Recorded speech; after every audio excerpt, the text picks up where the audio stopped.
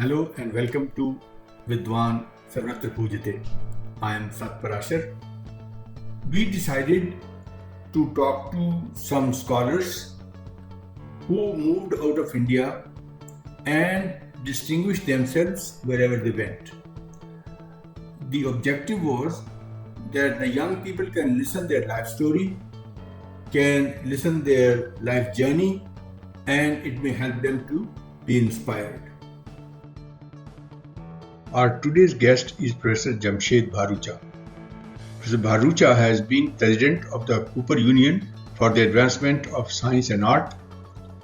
Prior to this position, he was Dean of Faculty, Provost, and Senior Vice President at Tufts University. Professor Bharucha has been a well-known cognitive neuroscientist specializing in music perception, data science, and cognitive foundations of higher education. He has been awarded grants from National Science Foundation and the National Institute of Health for his work. Sir Jamshed Bharucha has been the founding Vice Chancellor of Sai University in India. Welcome, Professor Bharucha. Welcome and thank you for your time, Professor Bharucha. I would wish to ask a few questions about the life journey that you have had so far. I would say that you migrated to US from India. Can you a little bit tell us about your years in India before you migrated to US? Tell us a little bit about your family, your schooling, your parents. Sure. Well, I grew up in Mumbai. Back then it was Bombay and South Bombay. And I went to Bombay International School, which was a new school. It was one of the first international schools set up in India that, other than some of the American schools that used to be set up. It was set up by a group of parents, including my parents, who were not satisfied with the very traditional British-style schools in the city at the time, where if you did something bad, you got the cane or the ruler, and boys and girls were in separate divisions, and you had to wear a tie and all of that, and pretty much rote learning. So they set up a school. It was quite a risky proposition because they started with the standards, kindergarten and standards 1, 2, 3, 4, 5. And then each year increased it until graduation through high school. And they found some flats in a building near Nepean Sea Road, and they hired some very special, inspiring teachers who believed in this new mission, which is not new anymore. Now there are thousands of schools that have much more interactive, much more active forms of learning, at least at that level, K through 12, rather than just listening to the teacher, encouraging participation, projects, discussion, being encouraged to ask tough questions, focusing more on conceptual things and less on rote learning. So it was quite a grand experiment. Now, of course, it's very common in India to have that kind of a system. Not so much in the government schools, but there are many private schools that, I've talked to lots of principals and teachers over the last few years as I've gone back to India, and that is pretty much the norm now. It's not the norm in colleges. Colleges, by and large, still very traditional. Now I can go into that later if you want, which is why I went back to try to build a few. So that's the school we went into, but we were under as you know, starting in 9th standard, now what they call 9th grade, we had to make a fundamental life choice: sciences, arts, or commerce. and you could not mix them up. Okay, you could not take physics and music. You could not, or you could not take economics and chemistry. Now, I was fortunate in that I always loved science. So I didn't have the struggle that some of my friends had whose parents put a tremendous amount of pressure on them to choose science, even if they were not good at it. I always loved it. I was good at it, so it was not a problem for me. But I still yearned for a broader education. I was interested in philosophical questions. I was always, my main subject back then in high school that I was interested in was physics. And but I was also interested in philosophy. I wanted to, get a broader education. I was always interested in music, and I was studying music privately, but it was never considered a valid thing to integrate into one's education.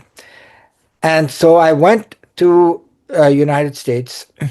Well, actually, that's the next part of your question I want. So that's the milieu I grew up in, Bombay in the 1960s mostly, and into early 70s. And Bombay is quite a different city today. I mean, it is, of course, all the cities in India have exploded in size.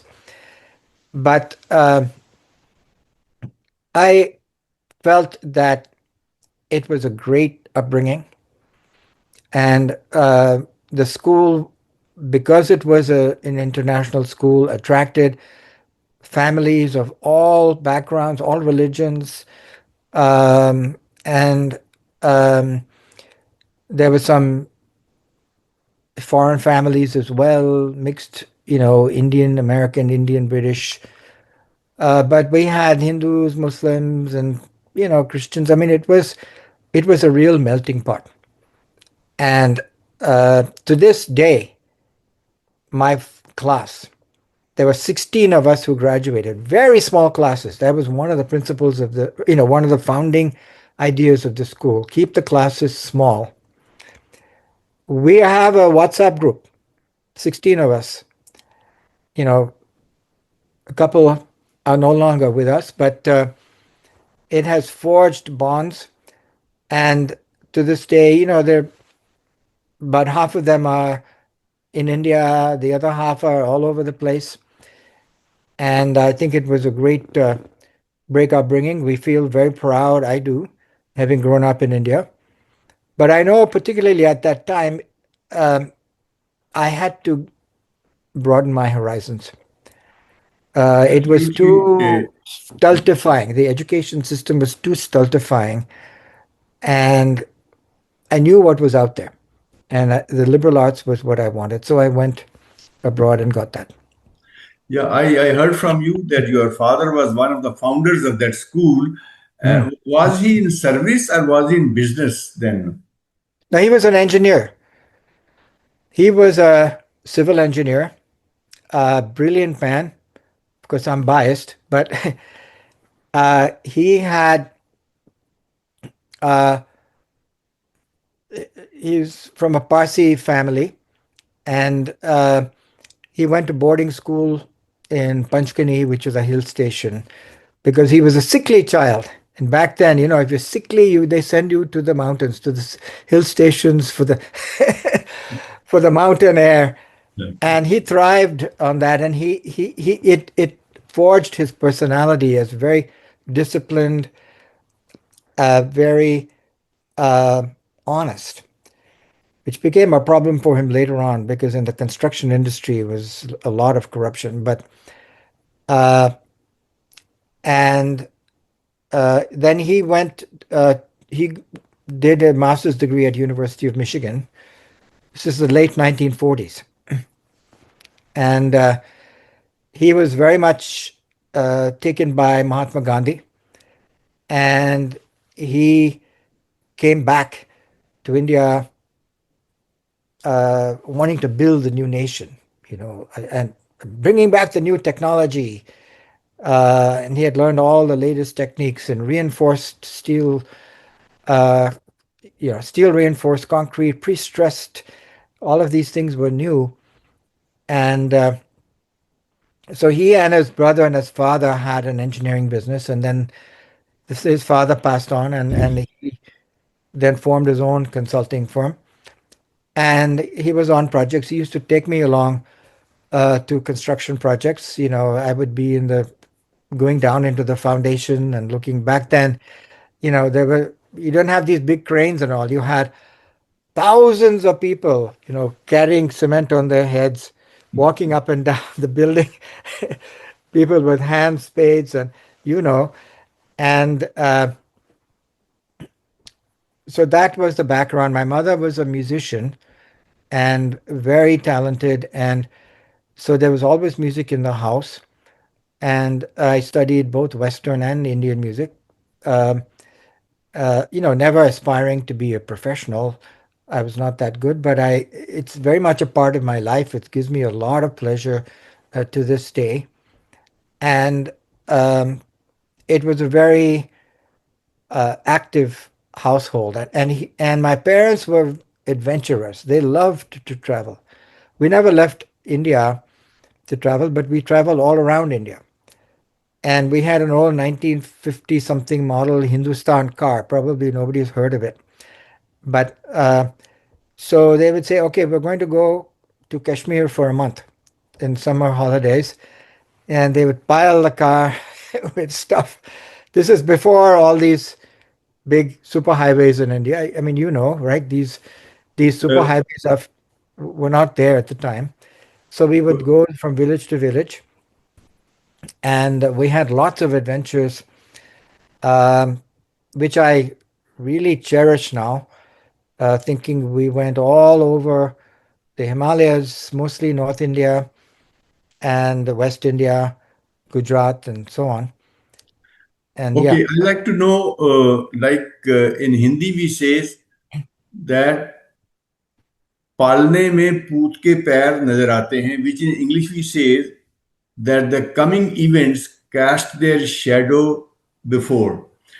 So, if when you reflect back over the years in India before migrating, how did you distinguish yourself? So, years of 1960s and 70s, and how did you distinguish yourself in India?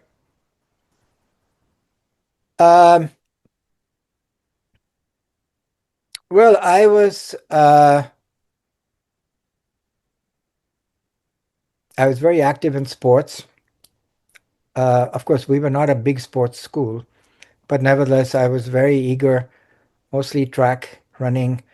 We played a lot of cricket um, and table tennis and so on.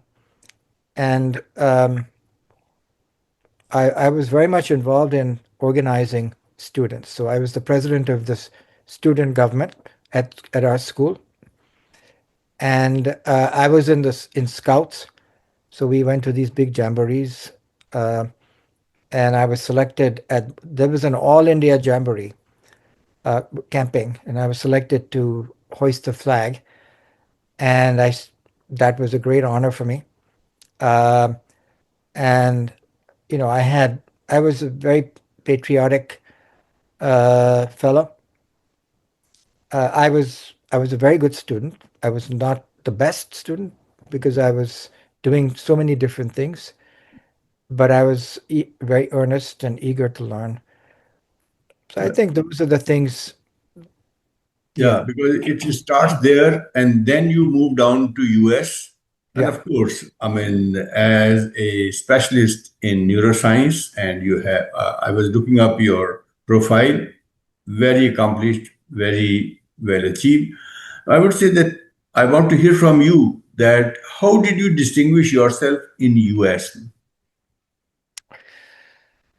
Well, um, I took a circuitous path because I had so many interests. Very soon after I started my undergraduate, this was at Vassar College, which had a very flexible curriculum. So I could take a course in physics, I could take a course in philosophy, I could take a course in music. Uh, when I discovered this new field of cognitive science, um, which combines psychology, neurobiology, philosophy, linguistics, anthropology, I said that's for me because it solidified my interest in the brain and the mind. And I always had this question: are they the same thing? Are they different things? It's the perennial question. And are there two sides of the same coin? Um, and so I majored in that. And then I went on, got a master's degree at Yale and a PhD at Harvard. And uh, I would, I still didn't have much direction. And my PhD program was sort of at the time very old fashioned in the sense that you had to make your own mark. Nobody was going to hold your hand. No faculty member was going to. It was sink or swim. And I was very fortunate to hook up with a professor, Carol Crumhansel, who had combined cognitive psychology with music. And I thought, that's interesting because, music is an aspect of the mind. It's a faculty of the brain. Uh, I never knew you could combine those. So I did a lot of research there. After um, I spent a year, more than a year at Cornell doing research on this. And then I was very fortunate to get my first faculty job at Dartmouth. Uh, and that was 1983. And it took me a few years. When you're a young assistant professor in the United States, it's a very high pressure situation because you have to get tenure. It's 6 years and then it's a huge assessment, very comprehensive. It takes months and months, and then you either get promoted with tenure or you're out. And I got through that threshold, and then I had felt a little bit more freedom to think in bigger ways. Soon after that, I was tapped to become a dean, and so I became the associate dean for the social science division, all the social science departments, economics, history, my own department, and a few others. And then after that, I became deputy provost at Dartmouth. And by that time, I felt I had found my stride in that I was a scholar and an academic, but I also enjoyed the leadership. Not so much the minutiae of administration, sitting behind the desk, but walking the halls, interacting with the faculty across the university, finding out what they're teaching, what their research is, and helping them to do their work. That's what a good university leader should be doing.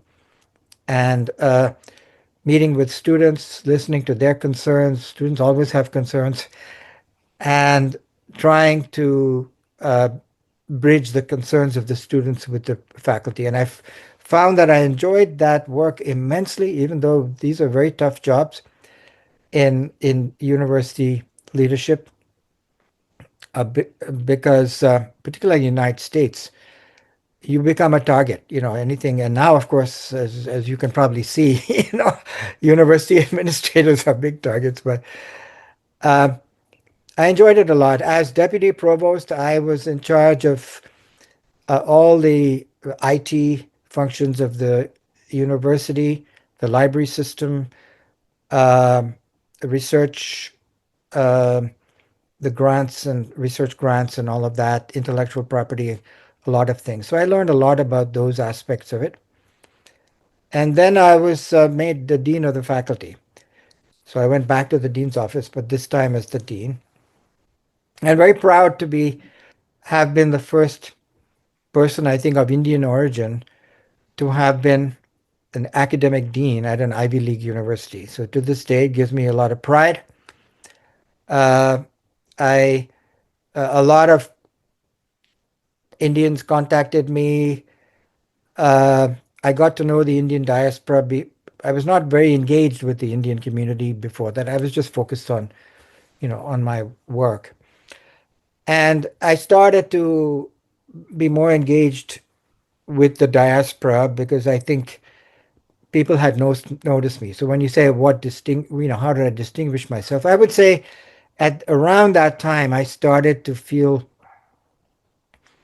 that I had done something worthwhile and that I had uh, some specific goals to do more, to be a particular kind of university leader. I didn't want to be a bureaucrat. To this day, too many people, faculty members, when they're brought into the administration, they become bureaucrats and paper pushers. And of course, you have to push the paper, you have to count the beans, you have to do all of that. But ultimately, what people are looking for in a leader is uh, somebody who listens to them earnestly, understands what their aspirations are in the university, that's the faculty and the students, and uh, supports them and provides some inspiration uh, rather than just telling them, no, don't do this, no, don't do that. But you have to do some of it. So that's, I think. And then I was tapped to become the provost at Tufts University in Boston. And I spent 9 years there. And that was a tremendous, tremendous job. It was, Tufts is far flung. You know, there are three campuses: the Medford campus, Boston, downtown Boston campus, and the West, and a campus in mid Massachusetts with different schools, 9 different schools, very different: medical, engineering, arts and sciences, veterinary, dental. I learned a lot about dentistry. Never imagined I would. I learned how much of a science it is, how it's related to all of your health, your oral health. We had a veterinary school. I thought, veterinary school is dogs and cats and cows, but I learned from the faculty, that almost all of the fatal infectious diseases to hit humanity have originated in animals. Mhm. And that began when human beings started to settle down and build large uh, settlements, cities. And they had animals, farm animals, and so on. And that's how these diseases started to catch. I learned, and what I enjoy most about what I did there, and I hope that I can say that that was something I distinguished myself at, trying to connect the work of the different schools. If you go to the engineering school, you go to the Fletcher school, you go to the medical school, people typically don't talk to each other, right? They drive in, you go to your office, you go to your lab, you do your work, you teach your classes, you go home. Maybe you go to some meetings.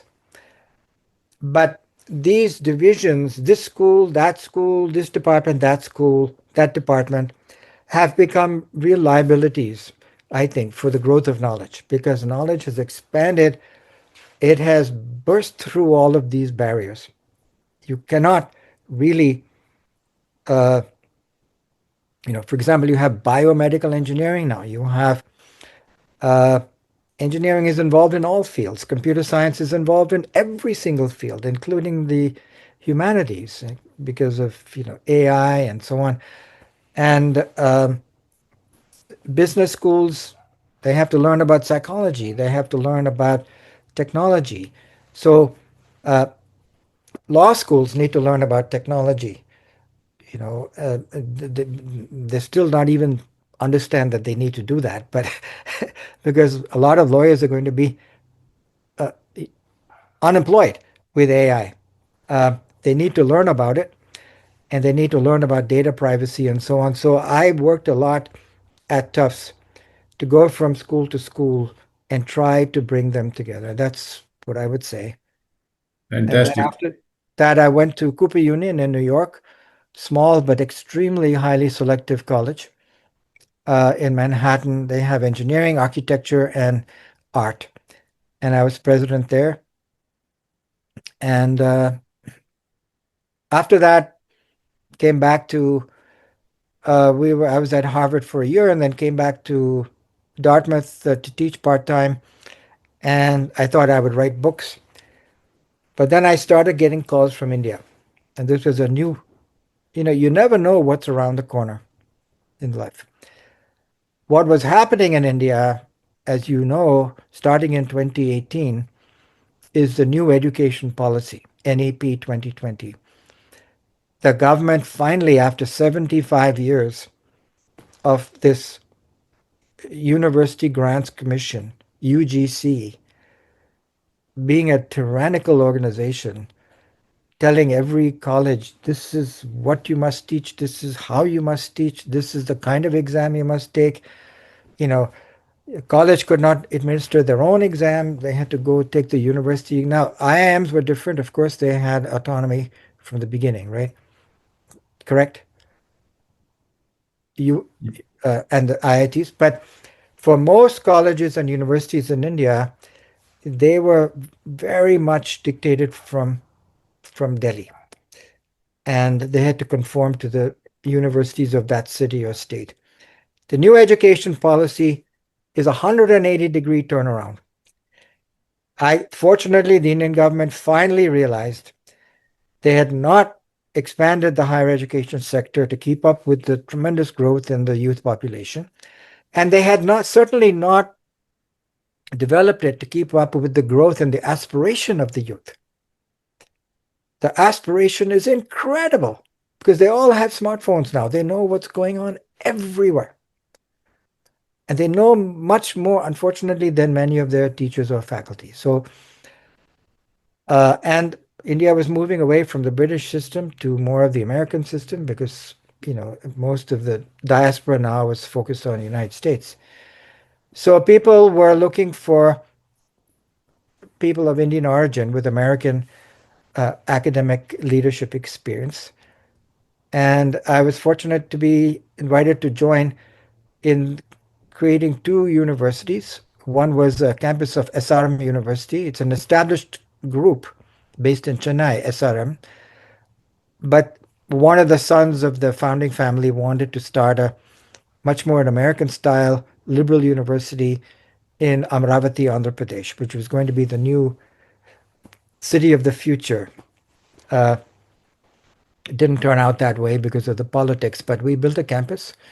I built the curriculum, built the faculty, and then the pandemic hit and came back to the US. And then I was contacted by Mr. Ramani in Chennai, a IT entrepreneur who had sold his business and wanted to start a university.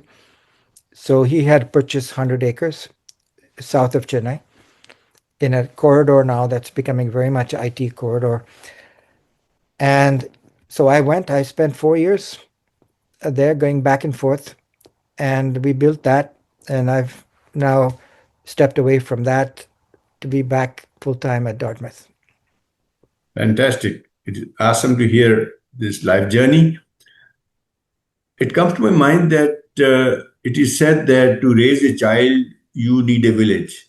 And when these kind of highly accomplished lives are made, I wish to really ask that would you like to acknowledge and thank somebody while we are talking about your life journey? Of course, we never do things alone. I would go back and thank my parents. And I wish I had thanked them sufficiently while they were alive. But, sometimes you realize things only much later. You're so busy with your own. But now, the more I reflect on it, the more I can recognize the tremendous shaping, how I was shaped in completely different ways by my father and my mother. And that has to be front and center, what I'm thankful of. I thank teachers, even going back to first standard, second standard. And again, thinking back, kids are not always nice to their teachers at that age, in school. And sometimes we talk about it, my classmates and I, like, we were not nice to this teacher, but she was really good and taught us a lot. And so would like to thank them and then, teachers in college, mostly my parents and my teachers. Yeah. Absolutely fantastic. Well, I would say that there are many young people in India listening your life story. Before Mhm. we close it, do you have any message for the young people for better future based on your experience? One or two things that you'd like them to imbibe in their life now? Yes, thank you. Uh, I would say this, uh, dream big, but also analyze carefully the specifics because you can dream and dream and dream, but you have to implement the dream. And those are two completely different faculties in the brain. Traditionally, Indian students were not encouraged to dream big, right? You just go, you sit in the corner, you mug this up, you mug that up, you do this, you do that. I encourage students now to ask tough questions, ask their teachers tough questions, ask their parents tough questions, but in a civil way. And come prepared, learn the facts, develop your critical thinking skills.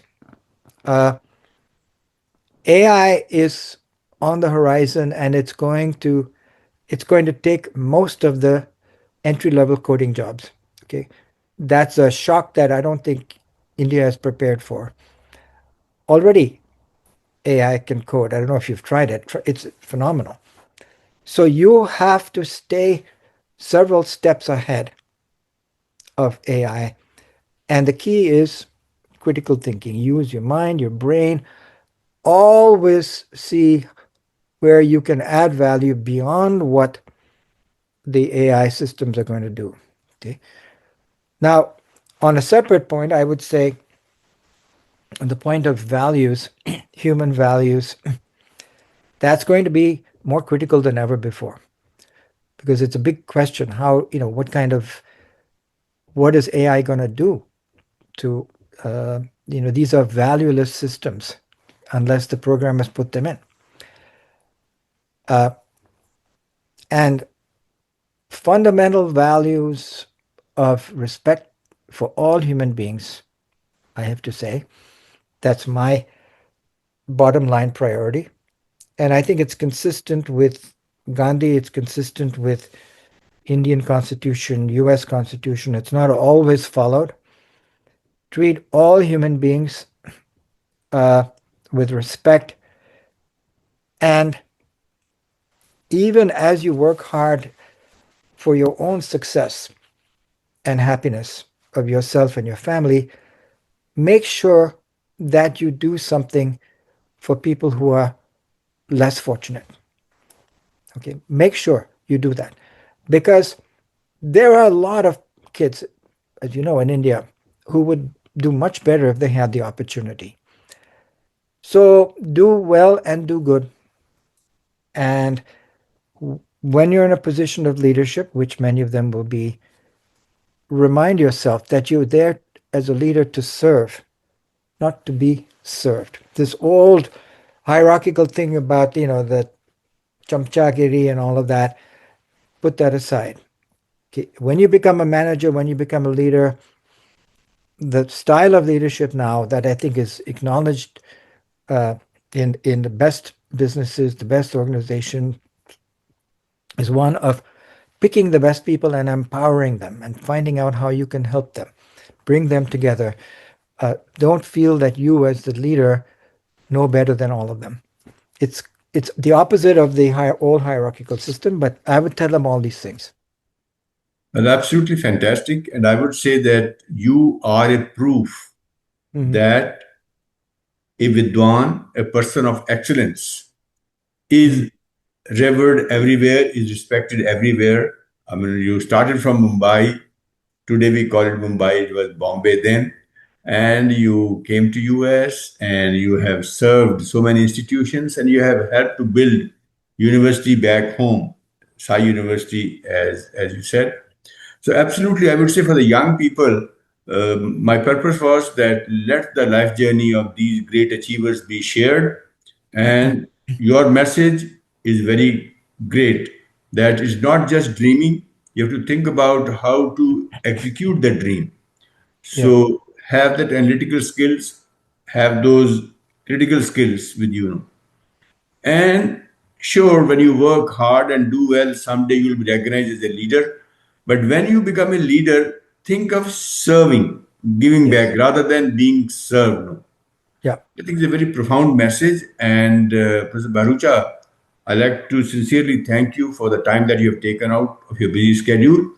and sharing your life journey with us. It is very inspiring. I'm sure very young people listening you would be inspired by this. I thank you once again. Thank you.